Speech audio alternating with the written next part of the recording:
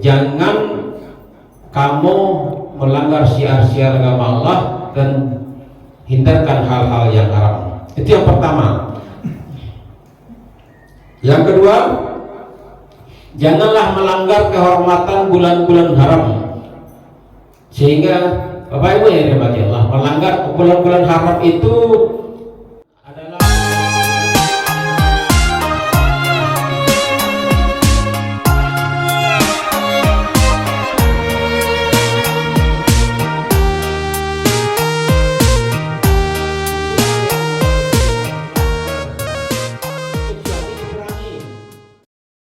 Minasyaitonirrajim. Bismillahirrahmanirrahim.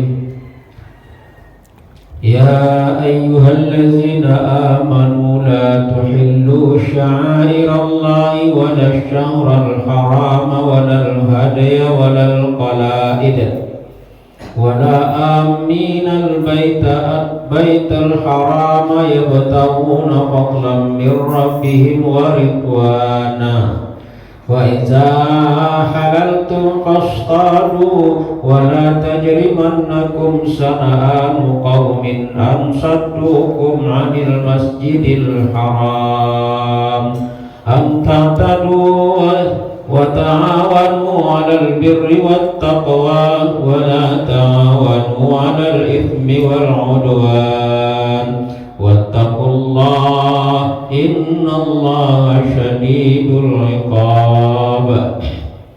Sadaqallahul azim. Bapak Ibu jemaah subuh yang dirahmati Allah, kita bersyukur kepada Allah Subhanahu wa taala. Alhamdulillah, pagi ini kita diberi kesehatan, kekuatan dan kesempatan oleh Allah untuk dapat beribadah di waktu subuh yang mulia ini. Mudah-mudahan langkah kita, ayunan tangan kita, duduk kita di masjid ini menjadi salah satu catatan amal soleh kita di sisi Allah Subhanahu wa taala. Dan berselawat kita kepada Nabi kita Nabi Muhammad sallallahu alaihi wasallam. Allahumma shalli ala Muhammad wa ala ali Muhammad. Bapak dan Ibu jemaah subuh yang dirahmati Allah, pagi ini kita sampai pada seruan Allah yang ke-29 pada surat Al-Maidah ayat yang kedua. Berapa 3 Jumat atau 2 Jumat yang lalu kita membahas surat Al-Maidah ayat yang ke-1 yang uraiannya cukup panjang. Sekarang kita masuk ayat yang kedua. Aku berlindung kepada Allah dari godaan setan yang terkutuk dengan nama Allah yang Maha Pengasih, Maha Penyayang. Wahai orang-orang yang beriman, janganlah kamu melanggar syiar-syiar agama Allah, dan janganlah kamu melanggar kehormatan bulan-bulan haram. Janganlah mengganggu binatang-binatang hadiyu dan binatang-binatang qala'id, dan jangan pula mengganggu orang-orang yang mengunjungi Baitullah sedangkan mereka hanya mencari keridaan Allah. Dan apabila kamu telah menyelesaikan ibadah haji, maka bolehlah kamu berburu, dan janganlah sekali-kali kebencianmu kepada suatu kaum karena mereka menghalang-halangi kamu dari Masjidil Haram, mendorong kamu berbuat aniaya kepada mereka. Dan tolong-menolonglah kamu dalam mengerjakan kebaikan dan takwa, dan janganlah kamu bertolong-tolongan dalam berbuat dosa dan pelanggaran, dan bertakwalah kamu kepada Allah. Sesungguhnya Allah amat berat siksaannya. Pak Ibu yang dirahmati Allah, dalam ayat ini banyak keterangan-keterangan dan ada beberapa pelajaran yang bisa kita ambil dari seruan Allah dalam surat Al-Maidah ayat kedua ini. Menurut catatan ada beberapa banyak sekali. Itu akan coba kita sampaikan secara ringkas. Dalam seruan Allah ini, yang pertama, dalam seruan itu Allah memberikan larangan kepada kita, yaitu jangan melanggar syiar-syiar agama Allah. Apa itu syiar-syiar? Yaitu jangan kita melalaikan, janganlah kita meninggalkan terutama amal-amal wajib, ibadah-ibadah wajib kita. Itu merupakan syiar-syiar agama Allah. Jangan sekali-kali kita melalaikannya atau apalagi meninggalkan. Melalaikannya tak boleh. Apa itu? Yang pertama, sholat. Itu kan ibadah wajib. Jangan pernah kita tinggalkan dan jangan pernah kita lalaikan. Kita perhatikan sholat kita itu sedemikian rupa, kita jaga sholat kita itu sedemikian rupa. Bagaimana kita menjaganya? Tentu kita perhatikan dari syarat-syarat dan rukun-rukunnya. Apa syaratnya sah kita sholat? Bagaimana rukun sholat? Itu telah kita pelajari di juga tempat kita ini. Hari besok kita lanjutkan salat mulai dari berutupnya, waktunya, yang sunnahnya, yang tidak boleh kita lakukan. Pokoknya segala sesuatu yang berhubungan dengan sholat itu harus kita perhatikan. Perhatikan benar-benar. Di kajian kita di Sabtu itu tidak main-main itu. Tidak main-main itu. Jangan dibilang itu hanya itu kan kita pelajari sesuatu. Tapi itu yang akan kita pakai. Saya pernah orang kaji udah keberuduk tadi saya biar. Beruduk itu yang akan menyelamatkan kita. Coba kalau tak selesai wudhu kita, tak selesai sholat kita, kalau tak selesai sholat kita itu tak sah ya. Maka perhatikanlah yang sholat itu. Jadi sholat itu merupakan syiar-syiar agama Allah, harus kita perhatikan dan harus kita jaga sedemikian rupa. Kemudian yang kedua, puasa. Puasa itu telah kita laksanakan sejak dulu. Begitu masuk Ramadan, semua kita berlomba-lomba untuk melaksanakan ibadah puasa. Kalaulah tidak sakit betul, tak ada di antara umat Islam ini yang tak mau melaksanakan ibadah puasa. Sakit-sakit sedikit, puasa juga. Bagaimanapun kondisi keimanan seseorang, yang namanya puasa Ramadan itu akan kita melaksanakan. Sehingga ada istilah, kalau dulu kami di pasar, itu masih di pasar, puasa kok sekali setahun aja dalam satu waktu. Malu mereka kalau tak puasa orang dulu itu. Walaupun sholatnya itu kadang-kadang banyak ompongnya, tapi yang nama puasa mereka laksanakan. Sampai sekarang. Jadi ibadah puasa. Kemudian zakat. Zakat itu perintahnya selalu beriringan. Wa aqimus shalah wa atuz zakat wa yuqimunas shalah wa yu'tunaz zakat. Di dalam Al-Qur'an itu perintah sholat dan zakat itu beriringan. Apa artinya? Kewajiban perintah zakat itu sama dengan kewajiban perintah sholat. Tak bisa dipisahkan. Jadi jangan kita malas, jangan kita meninggalkan mengeluarkan zakat ini. Itulah sendiri penghasilan kita, boleh bisa keluarkan zakatnya. Kemana dikeluarkan? Banyak sekali tempat-tempat kita mengeluarkan zakat.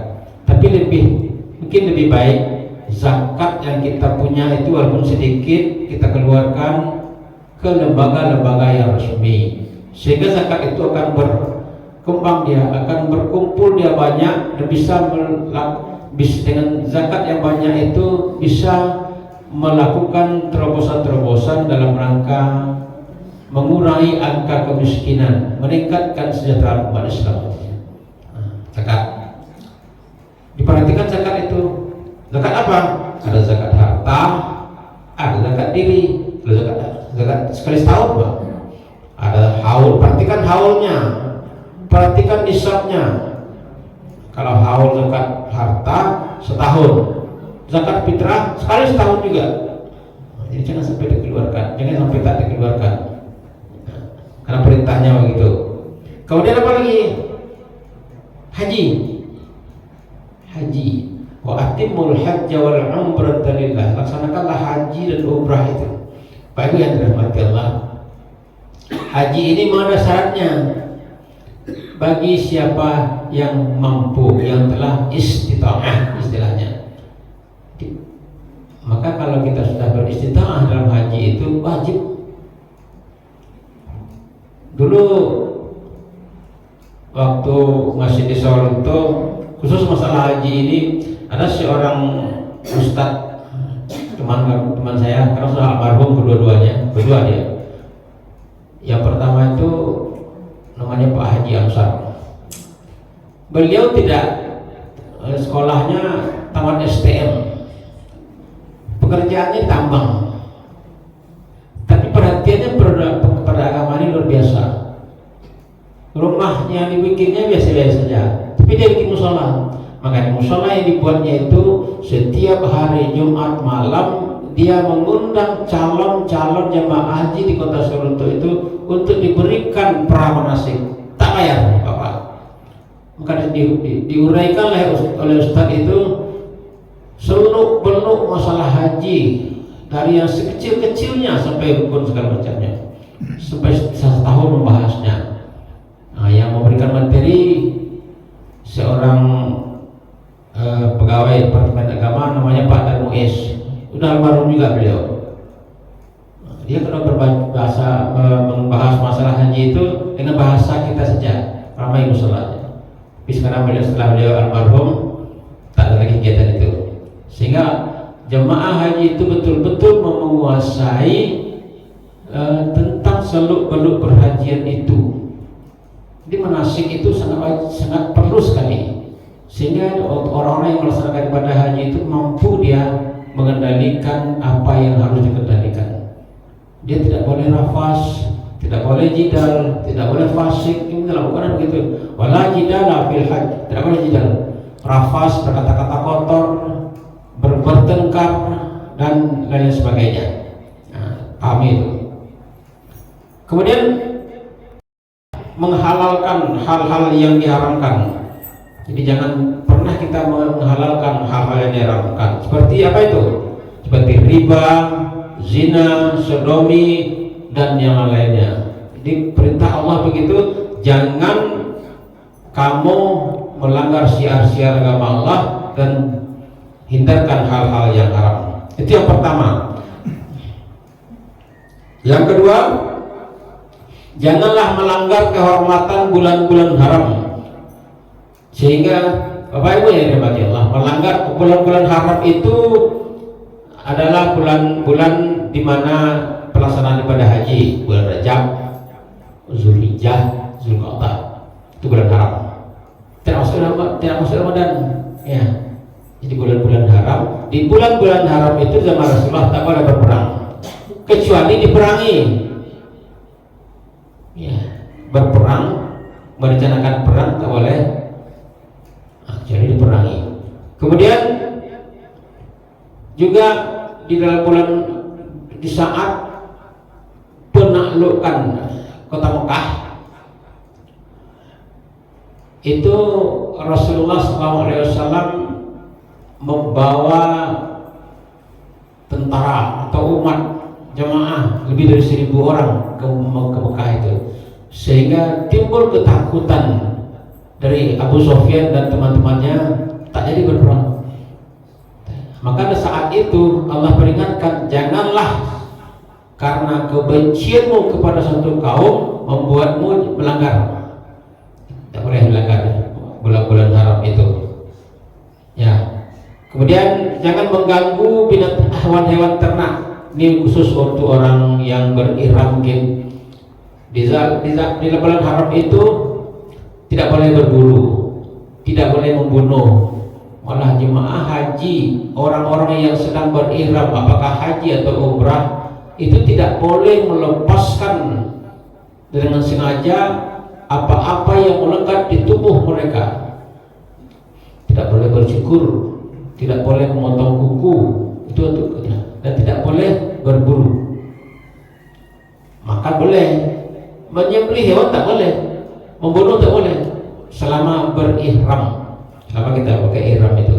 Ihram itu artinya kita haram selama ini halal, saat itu diharamkan oleh Allah. Rafas, kadang-kadang kan rafas itu kata-kata kotor. Kadang-kadang kata-kata kotor itu untuk membuat orang tertawa, maka saat haji itu dilarang. Dan tidak saja di dalam saat kita berihram, orang-orang yang telah pernah memakai pakaian ihram diharapkan tidak lagi ada rafas dalam kehidupannya. Ya, tidak ada lagi rafas dalam kehidupannya. Apa itu rafas? Berkata-kata kotor, berpikiran-pikiran kotor, atau apalagi perbuatan-perbuatan kotor yang mengarah kepada kemaksiatan, perbuatan-perbuatan fahsyah yang keji, tak boleh. Kemudian tak boleh rafas, tak boleh jidal, bertengkar. Jadi orang yang sesungguhnya orang yang telah pernah memakai pakaian ihram itu, apakah dia haji atau umrah, maka dalam kehidupannya itu jangan pernah berjidal, bertengkar sesamanya. Sama kita bertengkar dengan anak, bertengkar dengan suami, bertengkar dengan keluarga, bertengkar dengan tetangga, atau dengan siapa saja. Dikendalikan hawa nafsu itu. Jadi tidak saja di saat kita berihram, tapi setelah kembali dari berihram itu juga seperti itu. Itu yang kedua. Tetapi setelah kita selesai, dihalalkan kembali menyembelih hewan, tetapi berjidalnya tidak dihalalkan lagi. Apalagi, maka Allah peringatkan, jangan kamu ada rasa-rasa benci dalam diri kamu, maka menjadikan kamu berbuat yang di luar batas. Yang ketiga, itu dibolehkannya berburu. Yang keempat, janganlah kebencian kepada suatu kaum mendorong untuk melanggar hukum-hukum atau menilai suatu kesaksian yang tadi yang telah diberikan. Yang kelima, tolong menolonglah kamu dalam mengerjakan amal soleh. Pak Ibu yang dirahmati Allah, dalam ayat ini ada perintah ta'awanu 'alal itsmi. Bukan bunyi ayatnya ya. Ta'awanu 'alal birri wat taqwa. Wa la ta'awanu 'alal itsmi wal udwan. Bertolong-tolonganlah kamu dalam ketakwaan. Itu perintah. Bapak yang dirahmati Allah, kita sekarang berjemaah di masjid, kita menyampaikan ayat-ayat Al-Quran. Ini termasuk dalam hal bertolong-tolongan menuju ketakwaan.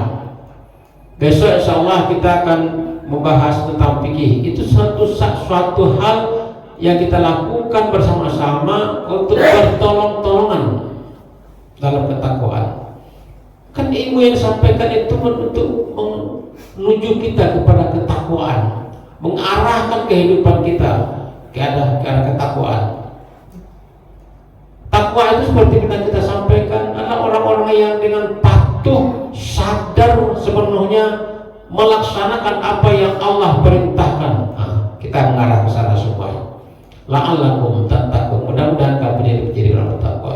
Kita bertolong-tolongan, kita sama-sama di masjid, kita sama-sama di komplek kita ini dalam bertolong-tolongan menuju kebaikan. Itu perintah Allah. Kita sama-sama ini bersatu, berkumpul itu, berjemaah, bermajelis, itu dalam rangka bertolong-tolongan dalam menuju ketakwaan. Kemudian ta'awan wala ta'awanu 'alal itsmi wal 'udwan. Tak boleh bertolong-tolongan untuk kebaikan, untuk kejahatan. Jadi untuk hal-hal yang kemaksiatan itu dilarang untuk bertolong-tolongan. Apa saja bentuknya. Memberi jalan kepada orang untuk berbuat jahat, memberi kesempatan orang lain untuk berbuat jahat, sama dengan bertolong-tolongan untuk kejahatan. Itu Itu dilarang oleh Allah. Maka dalam seruan ini selalu begitu. Janganlah kamu saling bertolong-tolongan dalam berbuat dosa. Jangan bertolong-tolongan itu. Apalagi berdosa-dosa besar. Apa itu? Seperti zina, riba, mencuri, meninggalkan kewajiban-kewajiban agama. Itu semuanya bertolong-tolongan dalam berbuat dosa. Itu dilarang.